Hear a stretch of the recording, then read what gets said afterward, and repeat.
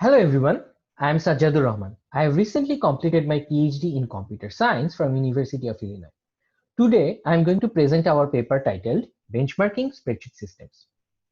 Spreadsheets have been there for decades and have enjoyed widespread adoption over the years. There are a number of popular spreadsheet systems that are used by hundreds of millions of people worldwide. In recent years, these systems have stretched to support increasingly large-scale data. For example, Google Sheets claims to have made a four-fold increase to their scalability limits than before. However, with the increase in scale, these systems tend to break down. Even though spreadsheets are main memory-based solutions, they are often prone to freezing and hanging, as has been evidenced by a recent study. Here, we see some spreadsheet users venting their frustrations on an Excel Reddit thread. So why are spreadsheets so slow when the number of rows grows? To answer this question, we have to be able to characterize the performance of spreadsheets. When do they crash? How do they handle large-scale data? Unfortunately, it's hard for us to compare the internals of systems like Excel and Google Sheets since these systems are closed source. Instead, we use a familiar and time-tested approach from databases, benchmarking. In this paper, we conducted a benchmarking study of three popular spreadsheet systems, Excel, LibreOffice Calc, and Google Sheets. Throughout this presentation, we will share our observations from the study. Let's first discuss the benchmark setup. We ran a number of experiments on three systems mentioned earlier. In this presentation, we discuss the results for the weather dataset, which contains both formula and value data types. For each of these experiments, we ran 10 trials and then reported the average execution time for the experiment. For these experiments, we wanted to gradually increase the data being processed by a spreadsheet operation to better understand the effect of scale and see when they become non-interactive. For that, we scaled the original data and created synthetic versions as shown here. For the weather dataset, we also converted formulas to values to create a value-only version of the dataset to isolate the impact of embedded formula on spreadsheets. We constructed two benchmarks. The first one, basic complexity testing, aims at evaluating the interactivity of the operation. The second benchmark tries to find out whether the systems adopt any time-tested optimizations pioneered by the data management community to deal with large-scale data. All the experiments were implemented in their respective macro code. So let's first look at the BCT benchmark. As explained earlier, we vary the size of the dataset to stress test various spreadsheet operations and then measure their execution time. Specifically, we want to find out when these systems become non-interactive for various operations. Before designing our benchmark, we first grouped the most frequently used spreadsheet operations into three categories: data loading, update, and querying. Before diving into the experiments, let's first give you some spoilers. We found that for most operations, spreadsheet systems violated the interactivity bound of 500 milliseconds. The table here on the left shows at what percentage of their documented scalability limit a spreadsheet system violated the interactivity bound. The gray boxes with hundreds are the cases where these systems return responses in interactive time. However, there are only a few such cases. Presence of embedded formula in spreadsheets made matter worse. Issuing a new operation might trigger recomputation of an already existing formula within the spreadsheet, thus delaying execution. However, there were some silver linings. We found that for a small number of cases, the systems do try to speed up computation via strategies like lazy loading of data, logarithmic search, and so on, which we discuss next. So first, opening a spreadsheet. In the x-axis, we have the number of rows in the spreadsheet, and in the y-axis, we show the execution time. While Excel and Calc scales linearly in the size of the dataset, Google Sheet tends to take almost the same time to open a value-only dataset. We found out Google Sheets perform lazy loading, where initially only currently visible data are loaded.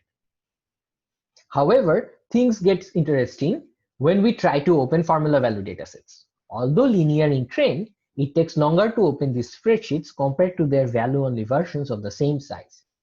This happens because formula embedded in spreadsheets are computed from scratch when the data is being loaded, leading to higher latency. This is a common pattern that we observed throughout our BCT experiments. The other operation that we discuss is VLOOKUP.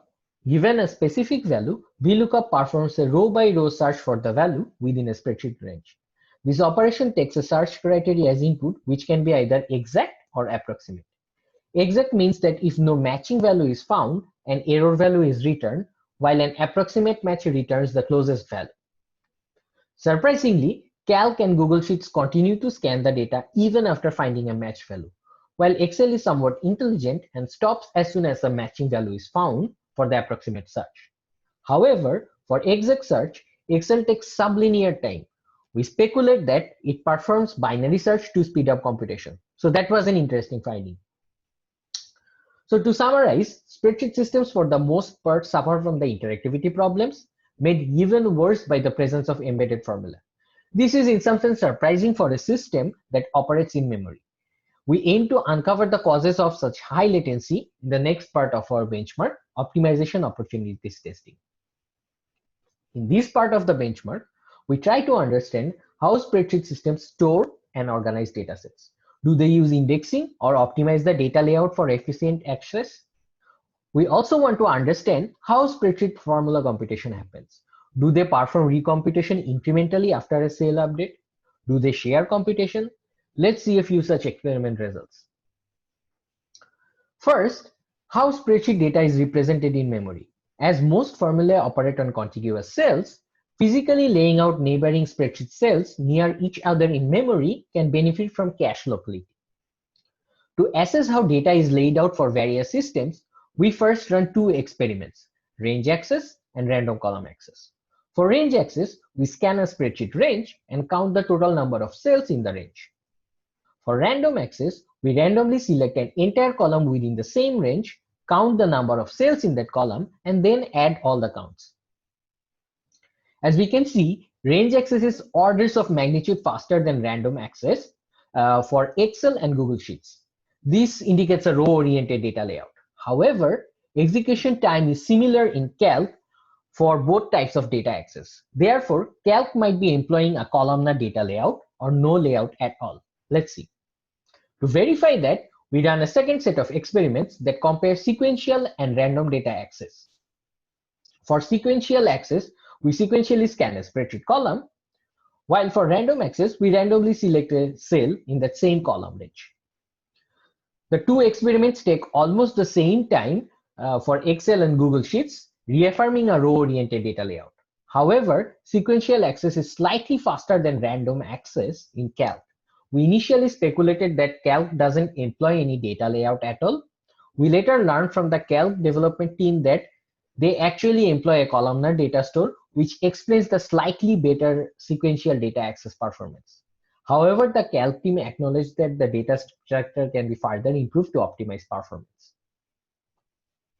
So far, we have focused on performance. However, when discussing data layout, it is also valuable to consider the data size. How much do datasets blow up in memory relative to disk? We consider 5 datasets of increasing size. We show how the sizes of both formula value and value-only versions of these datasets vary from disk to main memory. In the x-axis, we show the number of rows, and in the y-axis, the dataset size in megabytes. For Excel, formula value datasets consume more memory and disk space compared to the value-only dataset. We see similar observations for Calc. The Calc team confirmed that the presence of the dependency graph and formula calculation chain plays a part in blowing up the data representation in memory. However, Calc's in-memory representation is much larger than what it consumes in disk. In Calc, a 25 megabyte spreadsheet file can take more than 2 gigabytes in memory. Excel's in-memory representation is up to 10 times than that of datasets on disk. So Calc takes up more memory than Excel. Next, let's see how spreadsheet recomputes formulae. We ran this experiment on a COUNTIF operation that counts the number of cells within a range that satisfy a certain condition. To trigger recomputation of the formula, we updated a single cell within the data range and wanted to see how much time it takes to compute the formula.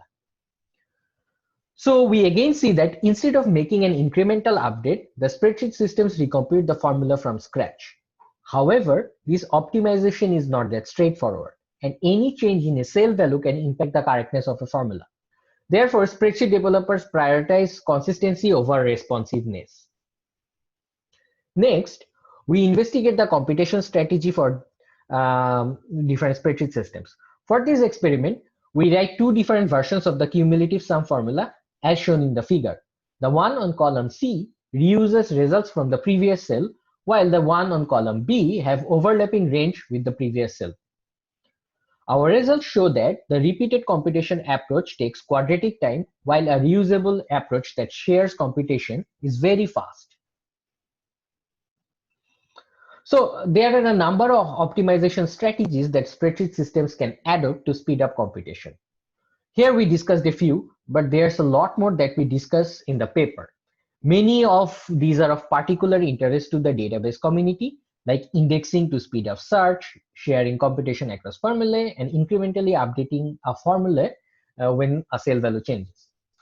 However, speed up can come at the cost of increased memory consumption, which we have already discussed earlier. So through our benchmarking study, we identified a number of performance bottlenecks as well as optimization opportunities that can help improve the scalability of these systems. Our benchmark is open source and you can find it in the link displayed here. So thanks for listening and I'm happy to answer your questions now.